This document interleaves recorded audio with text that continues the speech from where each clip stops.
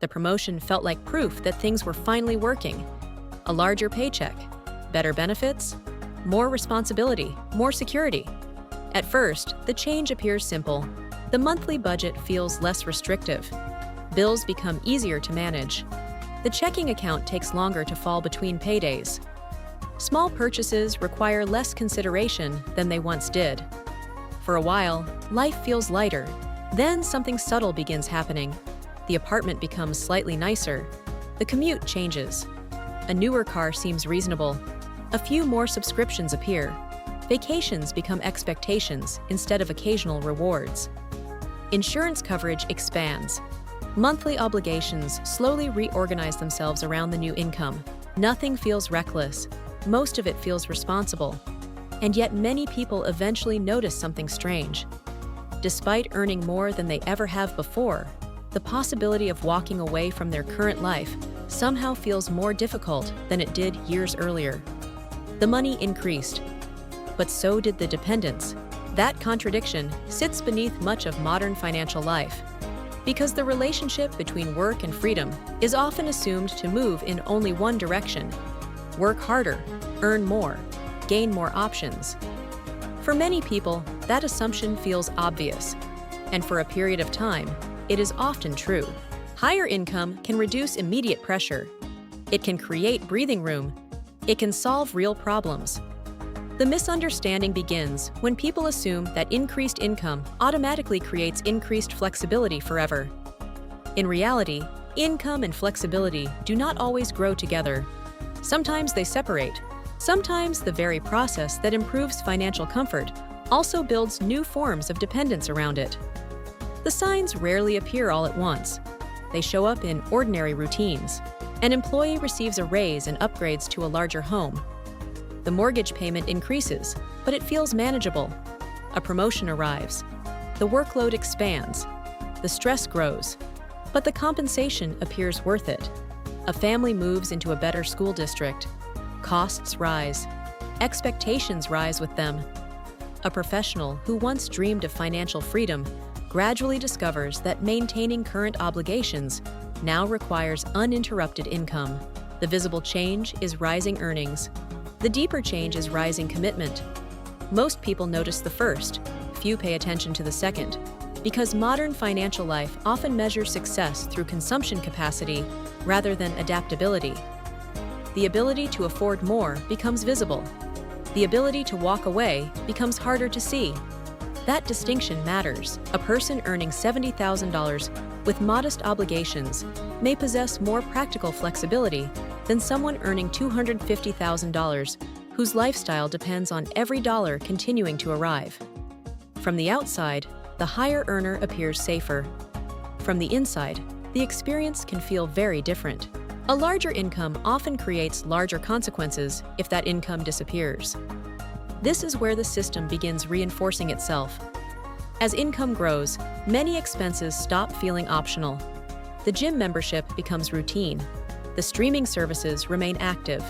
The upgraded vehicle becomes normal.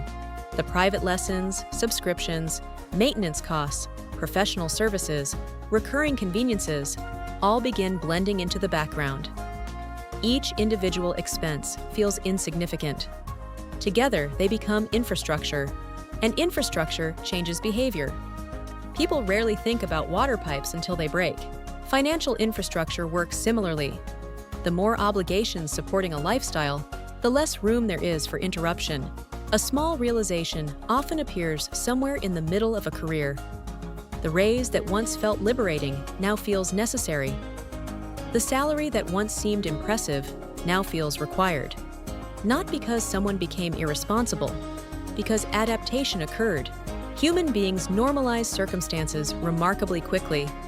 Yesterday's luxury often becomes today's baseline. And once something becomes normal, losing it feels more painful than gaining it originally felt rewarding. This creates a powerful form of behavioral reinforcement.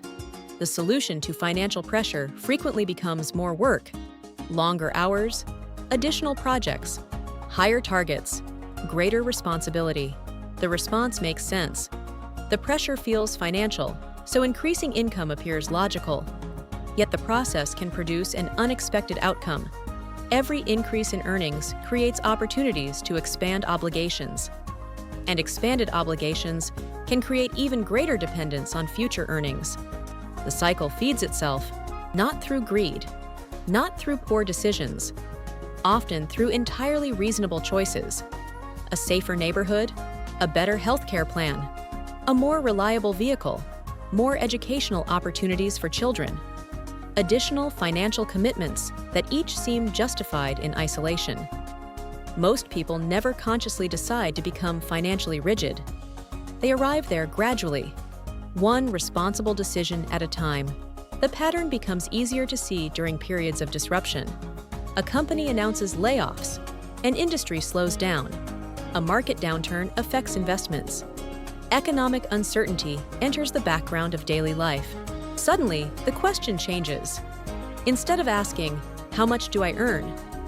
people begin asking, "How long could I maintain this life if income stopped?" The answer often reveals something uncomfortable. Many high earners are not primarily dependent on wealth. They are dependent on cash flow. The distinction is easy to miss. A person may appear financially successful while remaining highly exposed to interruption, not because they failed, because their lifestyle evolved alongside their income. One of the most recognizable experiences in modern professional life emerges from this reality. People remain in jobs they no longer enjoy because leaving feels increasingly expensive. Not simply financially, psychologically. The house depends on the income. The routine depends on the income. The future plans depend on the income. The identity built around achievement depends on the income. Walking away begins feeling less like a career decision and more like dismantling an entire structure.